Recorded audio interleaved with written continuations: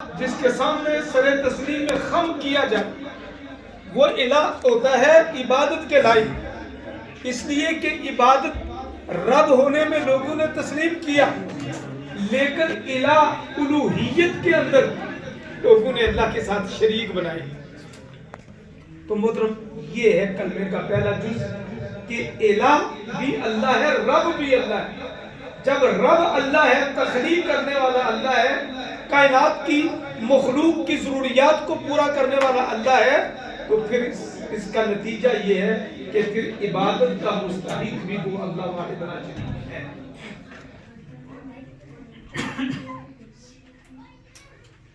اور اس کے ساتھ ساتھ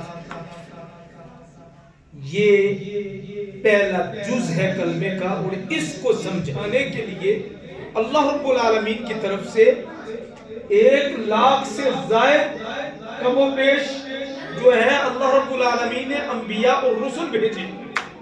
کیوں بھیجے؟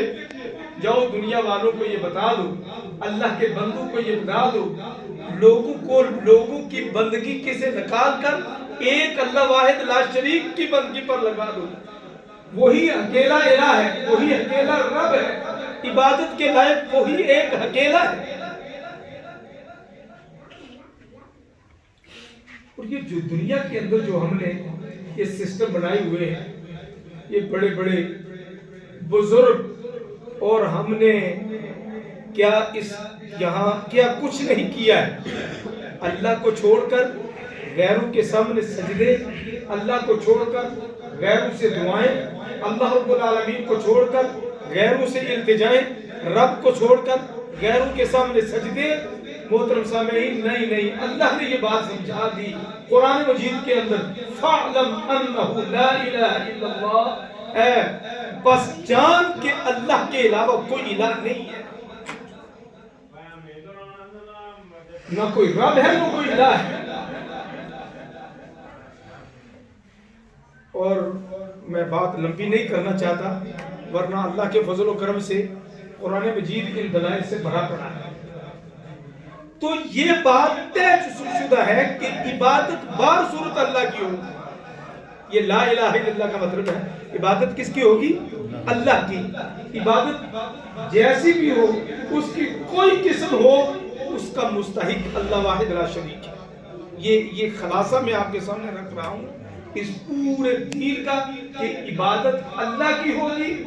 یہ سمپل سی بات ہے کہ اس کائنات میں عبادت کا مستحق کون ہے؟ اللہ واحد لا شریک۔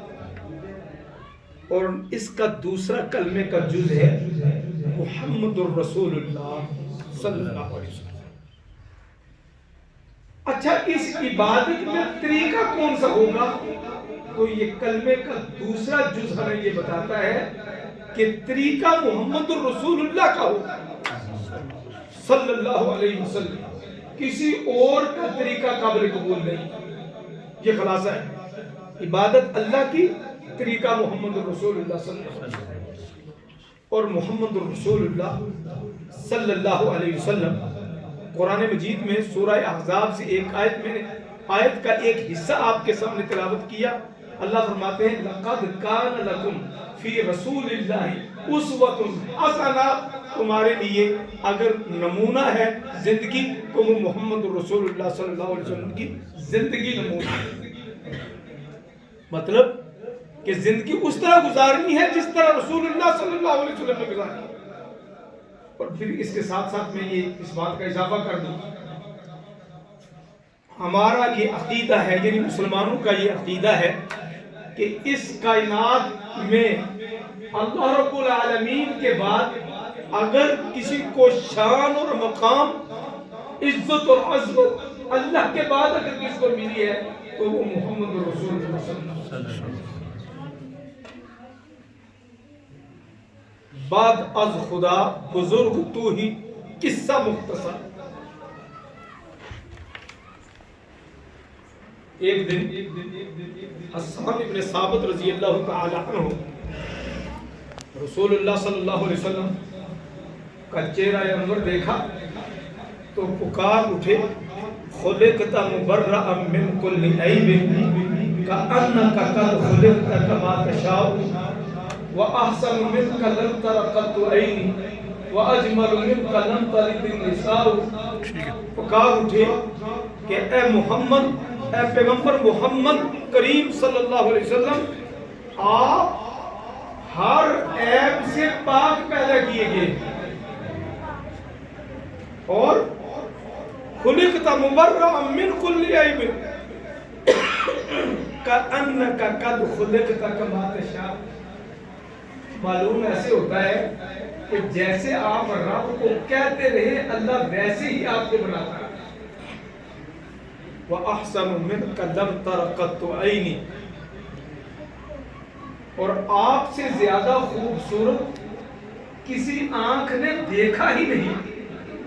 वो अजमल मिनक लम तलिद निसाउ, कैसे आंख कोई देखती कि आपसे ज्यादा खूबसूरत अल्लाह ने पैदा ही नहीं किया, आपसे ज्यादा खूबसूरत किसी औरत ने जला ही नहीं। और एक और शायर बोला, तो कहने लगा मज़त दुहूर व मा अतैना बिमिस्लिही वलक़द अता फअजज़ना अन नुज़राई। ज़माने गुजरते रहे, आप जैसी मिसाल पेश न कर सके, और जब आप आ गए तो ज़माने आपकी मिसाल पेश करने से आजिज़।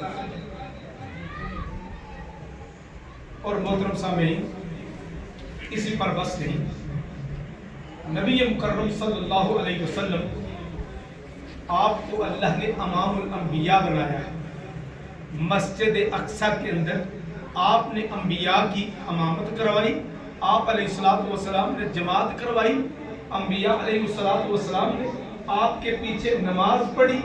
मोहतरम सामीन, बात आगे बढ़ती है तो मोहम्मद करीम सल्लल्लाहु अलैहि वसल्लम के मुताल्लिक ये ऐलान होता है, वमा अरसलनाका इल्ला रहमतल लिल आलमीन। ऐ पैगंबर, हमने आपको जहान के लिए रहमत बना के भेजा है। और फरमाया वमा अरसलनाका इल्ला काफतल लिन्नास, कि ऐ पैगंबर मोहम्मद सल्लल्लाहु अलैहि वसल्लम, लोग पैगंबरों को भेजा गया किसी को एक बस्ती की तरफ, किसी को कौम की तरफ, किसी को इलाके की तरफ, किसी को रिश्तेदारों की तरफ। एक एक वक्त में कई पैगंबर अल्लाह ने मबूस किए, लेकिन जब रसूलुल्लाह सल्लल्लाहु अलैहि वसल्लम की बारी आई तो फरमाया काफतल लिन्नास बशीरम व नज़ीरा। हमने पूरी इंसानियत के लिए, बल्कि पूरी कायनात के लिए आपको नबी और रसूल बनाकर भेजा।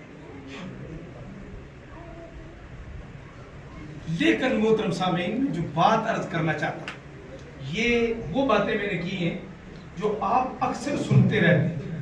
रसूलुल्लाह सल्लल्लाहु अलैहि वसल्लम की शान के मुतालिक कहीं शान मुस्तफ़ा कॉन्फ्रेंस होती है, कभी मुकाम मुस्तफ़ा कॉन्फ्रेंस होती है, कहीं मिलाद का प्रोग्राम आप देखते हैं। तो ये सारी चीज़ें, सारी बातें आप इन प्रोग्रामों के अंदर सुनते हैं। मैं जो बात अर्ज करना चाहता हूँ वो ये कि अल्लाह रब्बुल आलमीन फरमाते हैं, लक़द कान लकुम फ़ी रसूलिल्लाहि उस्वतुन हसना। हमने मोहम्मद करीम सल्लल्लाहु अलैहि वसल्लम को तुम्हारे लिए नमूना बना दिया। आप अलैहिस्सलातु वस्सलाम की जिंदगी नमूना, क्या माना? आप अलैहिस्सलातु वस्सलाम दुनिया के अंदर जो भी काम होगा, खुसूसन जो भी इबादत होगी, उसमें मोहम्मद करीम सल्लल्लाहु अलैहि वसल्लम का तरीका अपनाएंगे तो अल्लाह के यहाँ काबिल कबूल है।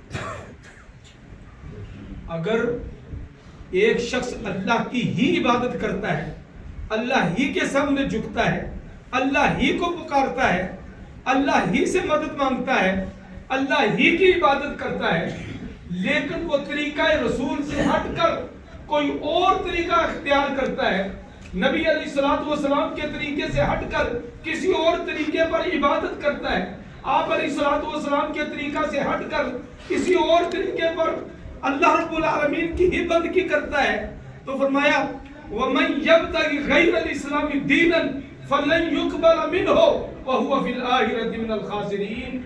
वो अल्लाह की ही इबादत करता है, तरीका रसूलुल्लाह सल्लल्लाहु अलैहि वसल्लम के तरीका से हटकर कोई और तरीका इस्तेमाल करता है, किसी और तरीके पर चलता है, تو وہ اللہ کے ہاں قابل قبول نہیں ہے.